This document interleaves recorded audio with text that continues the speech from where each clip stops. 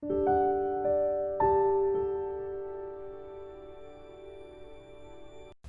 noite, queridos irmãos, amigos.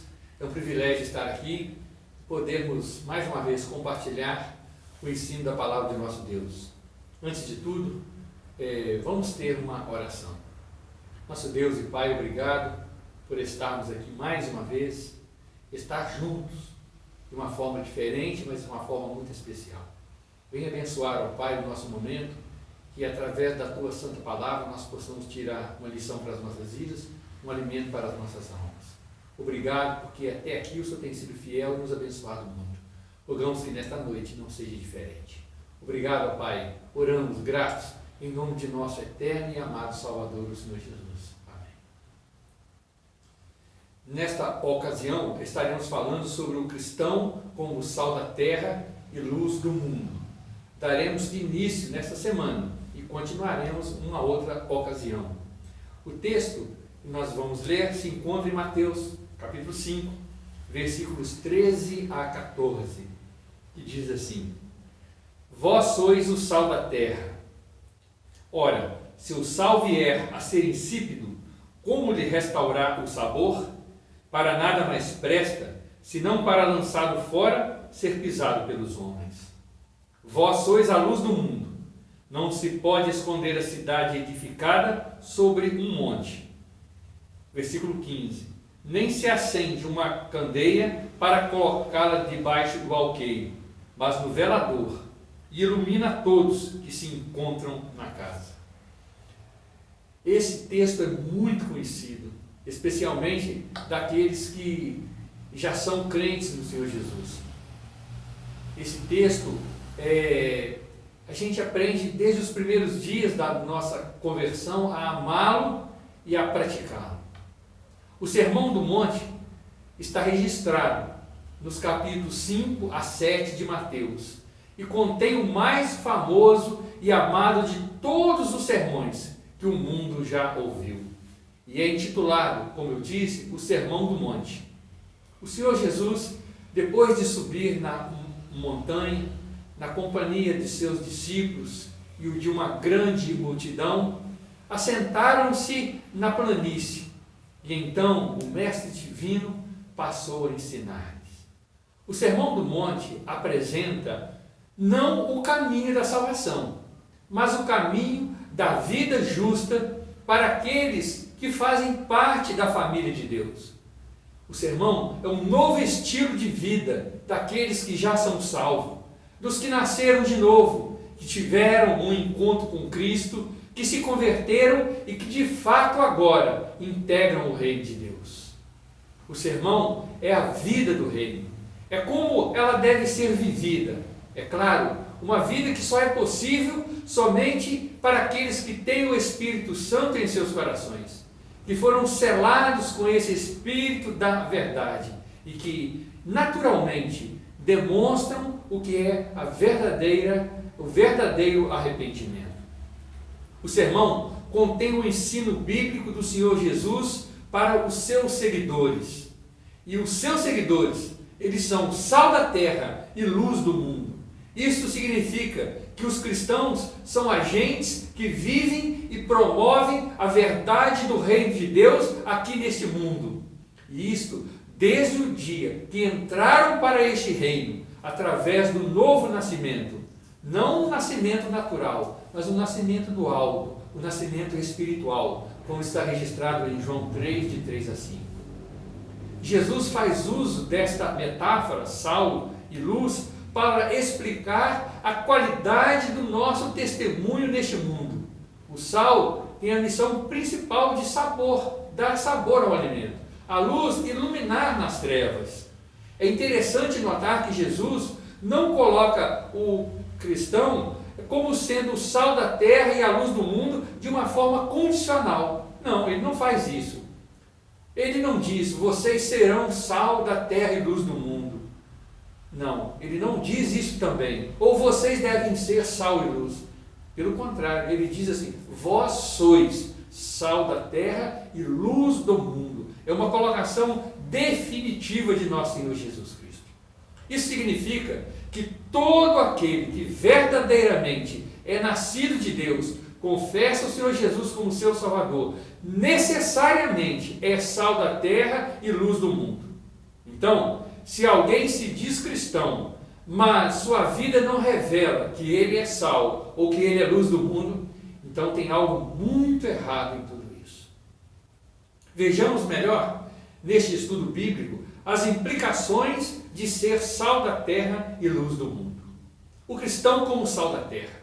O sal dos tempos bíblicos era muito precioso, muito valioso, mais do que nos nossos dias. O Senhor Jesus, no seu sermão da montanha, disse aos seus discípulos que eles eram o sal da terra. E isso é muito importante, porque eles deveriam salgar. Ele diz o seguinte: vós sois o sal da terra, e se o sal for insípido, como lhe restaurar o sabor? Para nada mais presta, senão para ser lançado fora e pisado pelos homens. O que Jesus estava querendo demonstrar com essa comparação, para que nós venhamos a entender bem tudo isso, nós devemos analisar algumas características do sal, ou seja, alguns aspectos, algumas qualidades referente a este ingrediente tão necessário.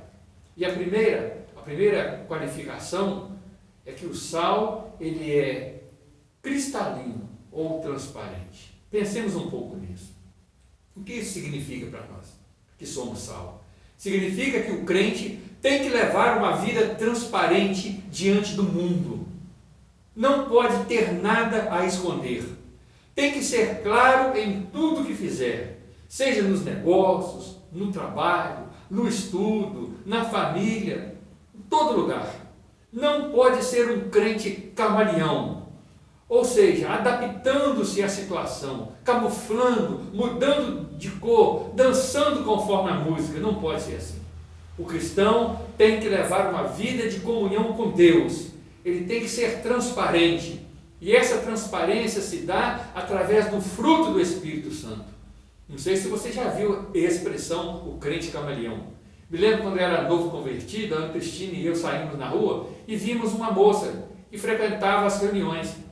E a gente sempre dizia, lá vai a crente, né? O crente camaleão. Por quê? Porque aquela moça a gente encontrava com ela com um saiotão, com a blusa de manga comprida, na igreja cantando. Daí um dia encontramos ela na rua, de shortinho, de blusinha, toda diferente, completamente diferente a sua denominação. Daí uns dias encontrávamos de novo na igreja, de uma forma, no mundo de outra, vários anos. Eu acho que ela acabou se firmando, graças a Deus. Mas a gente ria, falava, lá vai o crente camaleão. Totalmente diferente. Numa ocasião era firme, na outra parecia que nem era crente. Não é simplesmente pela roupa, mas pelas atitudes praticadas também. Você tem sido transparente em seus relacionamentos? Está de mal com alguém? Você está dando gelo em alguém? Na igreja, você é um, na casa, com os vizinhos, você é outro? Cuidado, hein? A Bíblia diz, aquele que está em pé, cuide para que não caia. 1 Coríntios 10 e 12. Um segundo aspecto do sal é acerca da sua cor. O sal é branco. Na Bíblia, o branco é sinônimo de santidade. É sinônimo de uma vida ao lado de Deus. No livro de 2 Reis, capítulo 4, nós lemos a história do profeta Eliseu. Nas suas sucessivas viagens, ele passava em frente à casa de uma mulher que morava na cidade de Sunem. Ela é chamada da mulher sunamita. Uma pequena cidade bem próxima ao Monte Carmelo. Essa mulher, certa vez, conversou com o seu marido e ela disse assim: eis que tenho observado que este homem que passa sempre por nós é um santo homem de Deus. Ela fazia referência ao profeta Eliseu. Mas o que será que ela viu em Eliseu para constatar que de fato ele era um santo homem de Deus? Com certeza não foi a sua aparência física, mas algumas atitudes como cordialidade, valorização do próximo, preocupação com a obra do Senhor e demonstração de grande fé e amor. Essas qualidades Com certeza, a mulher sunamita pôde ver na vida do servo de Deus e ter chegado à seguinte conclusão: este verdadeiramente é um santo homem de Deus. Por onde estivermos, as pessoas têm que saber que nós somos diferentes. Não porque temos um documento, crachá de crente, não. Elas têm que saber por conviverem conosco e verem atitude diferente nas nossas vidas. Elas precisam ver aquilo que o Espírito Santo faz através de nós. É muito triste quando as pessoas dizem assim: para ser crente que nem fulano, eu prefiro morrer como estou. A isto nós chamamos de testemunho. O contrário do bom testemunho é o testemunho.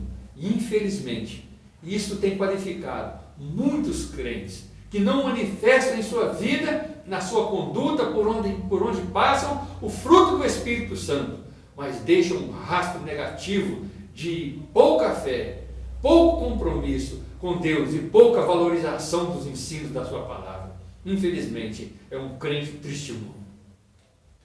Uma terceira qualidade do sal é o aspecto de conservação. Naquela época do Senhor Jesus, então, o sal era essencial nos tempos antigos para guardar os alimentos, muito mais necessário do que nos nossos dias. Por quê? Porque hoje nós temos freezers, câmara frigorífica, geladeira, nós temos tudo isso e nós podemos guardar os alimentos, mas naquela época não. Eles salgavam o alimento para que ele pudesse preservar-se e assim durar por longos dias. Daí ser relacionado com a pureza. Por quê? Porque Deus não quer que nós deterioremos. Deus não quer que nós tenhamos contato com o maligno e nem com o mundo. O Senhor Jesus ora para que nós sejamos livres disso, que nós não possamos estar à mercê nem do mundo, nem de Satanás, para que possamos ser puros, para que possamos ser santos, preservados, ter uma longa vida e uma vida capaz de retardar a podridão deste mundo, uma vida capaz de influenciar de forma positiva nesse mundo.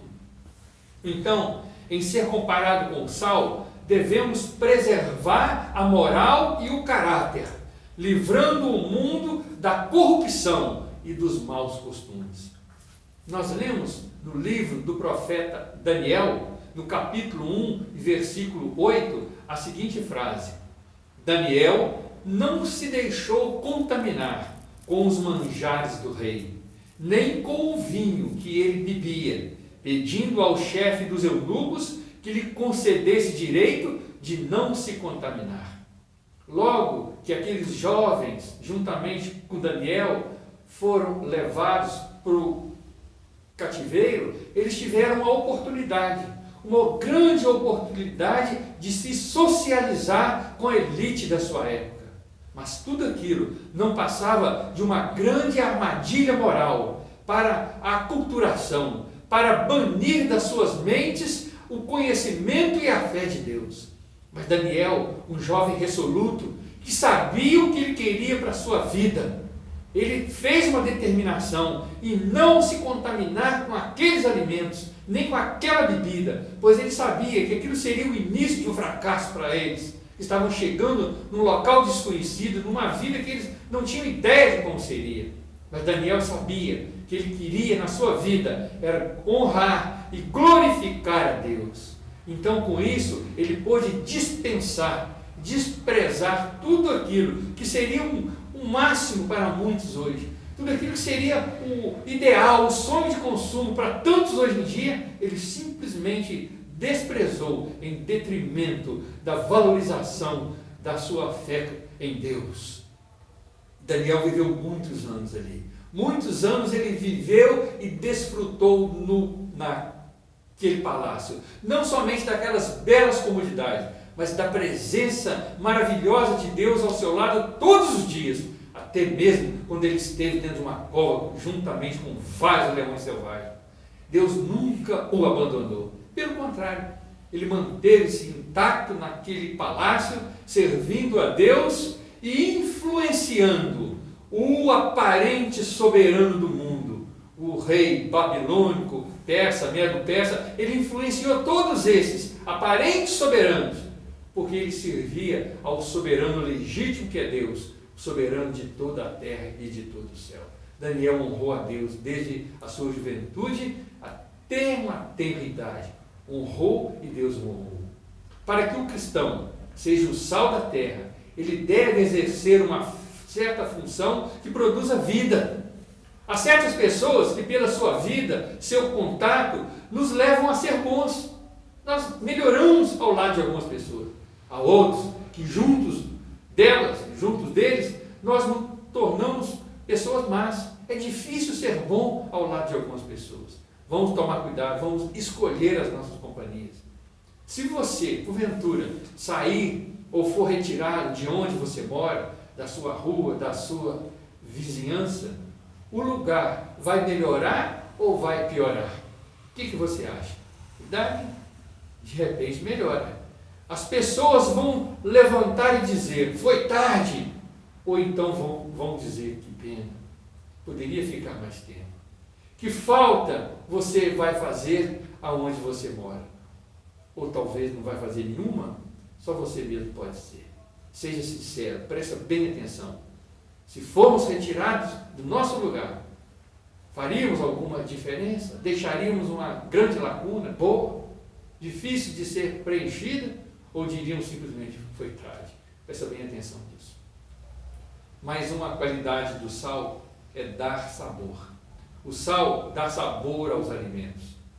Ele precisa ser misturado aos alimentos para produzir um paladar bem agradável. Este é o principal tempero de uma culinária.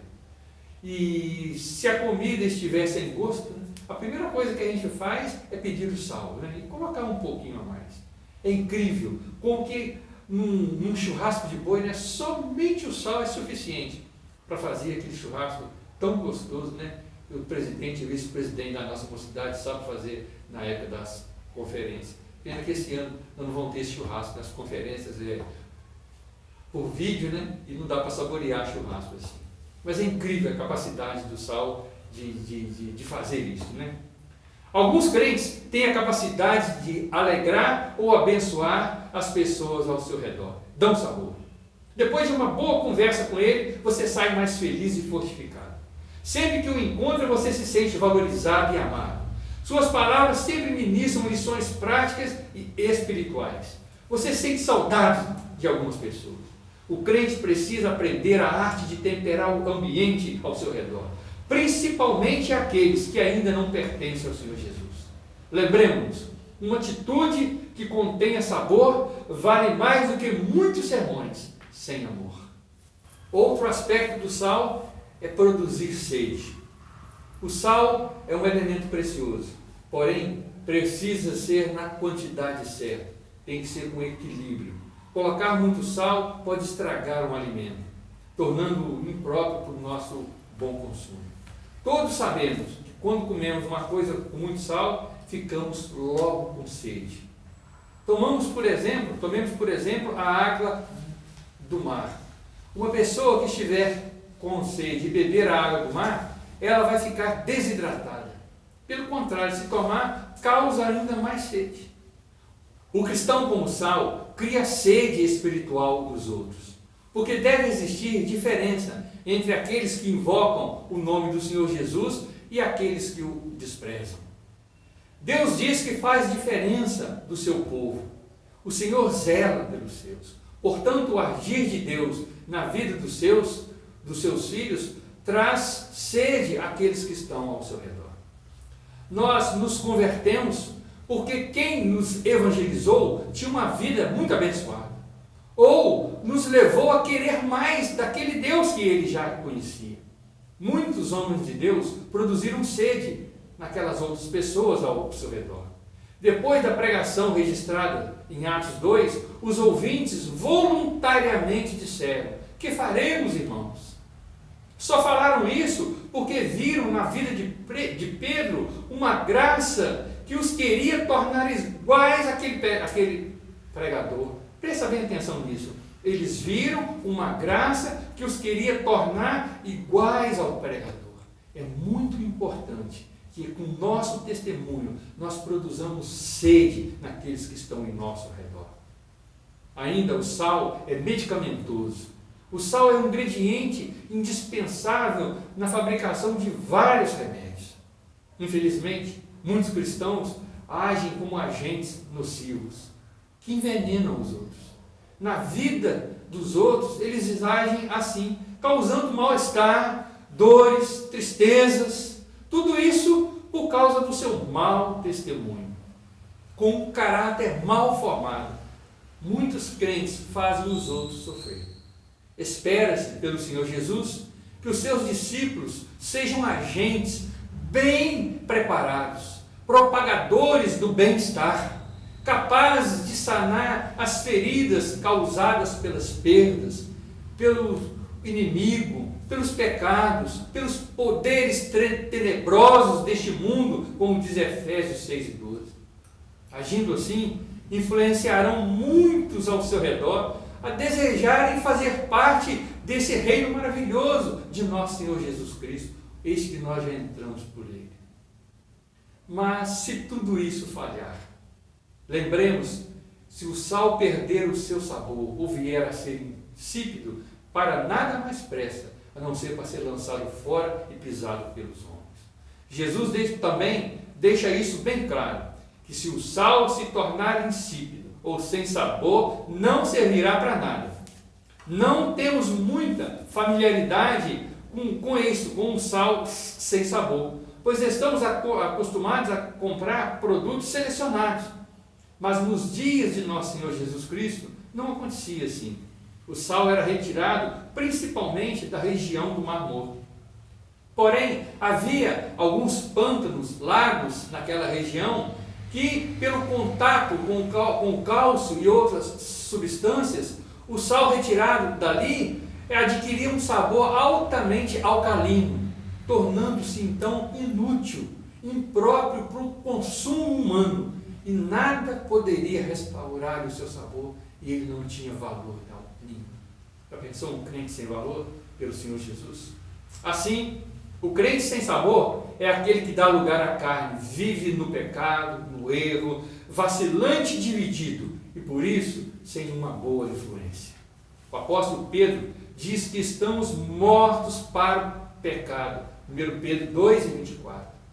Nós, como sal, devemos dar vazão não à vontade de pecar, mas sim devemos lutar por uma vida santa. Às vezes a carne tenta, mas nós somos sal. O nosso espírito é mais forte. O novo homem, criado segundo Cristo, deve operar em nós. Devemos ser padrão dos fiéis na palavra, no amor, no procedimento, na fé e na pureza. O crente sem sabor é aquele que não fala de Jesus porque sente medo e tem vergonha. Onde está a nossa compaixão pelas almas que se perdem, caminhando a largos passos para o inferno? Não há dor, não há dó, não há sentimento de compaixão em nossos corações. O Senhor Jesus se compadecia de grande multidão. Falar de Jesus é uma honra para todos nós, é um privilégio que não é do mundo, não é para todos. A fé é patrimônio dos crentes, dos eleitos em Cristo. O Evangelho é poder de Deus que está em nossa vida. É o poder que transforma, muda e dá o verdadeiro sentido neste mundo, tão insípido e que rapidamente aos nossos olhos está se deteriorando. Sem o sal, como este mundo vai aguentar? Vai apodrecer em muito pouco tempo. O crente sem sabor é aquele que deixa de orar e meditar nas Escrituras, tornando-se assim vulnerável, presa, fácil para o inimigo, cheio de dúvida, ansioso, preocupado, desconfiado de tudo e de todos, abandona o seu primeiro amor, esfria e deixa de lado os seus compromissos com Deus. A fim de explicar melhor o que significa um crente sem sabor, olhemos para um saleiro de cozinha. Vemos aquele pó branco e acreditamos que é sal, mas notemos o seguinte: só teremos a certeza de que é sal quando derramarmos na comida e sentirmos o seu gosto. Ou seja, só sentiremos o sabor do sal se ele sair do saleiro. Crente dentro da igreja é estar no saleiro. em casa, no trabalho, na escola e na vizinhança, é estar no alimento. E é ali o nosso verdadeiro lugar. Vós sois o sal da terra. Não percamos o nosso sabor, para que não sejamos lançados fora e pisados pelos homens, mas que com a nossa atitude, com as nossas qualidades, nós possamos temperar, dar muito sabor a este mundo tão carente. Deus nos abençoe. Amém. Vamos orar finalizando? Pai de amor, muito obrigado, porque nós rogamos as tuas bênçãos e podemos dizer que o Senhor nos abençoou. Abençoe a cada irmã, aonde estiver, que a tua graça e a tua misericórdia se estendam a todos nós. Oramos assim, agradecidos em nome do Senhor Jesus. Amém.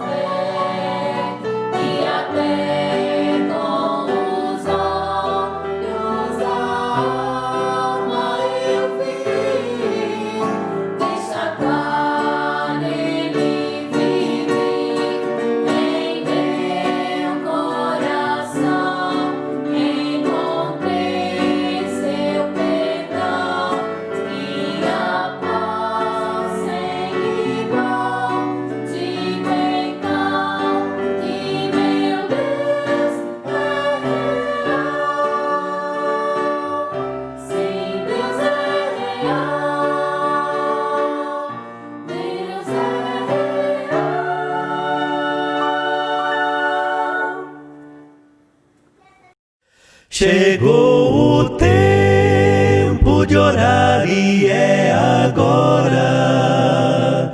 Buscar a Deus com fé e contrição. O mundo todo precisa segurança e a encontrará somente na oração.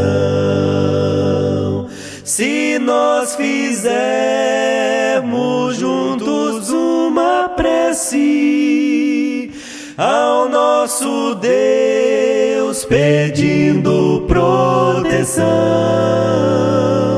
a pátria inteira será abençoada, e assim teremos entre nós união. Quando as crises nos rodeiam, sombras logo vêm, mas orando contristados, o sol nos brilhará.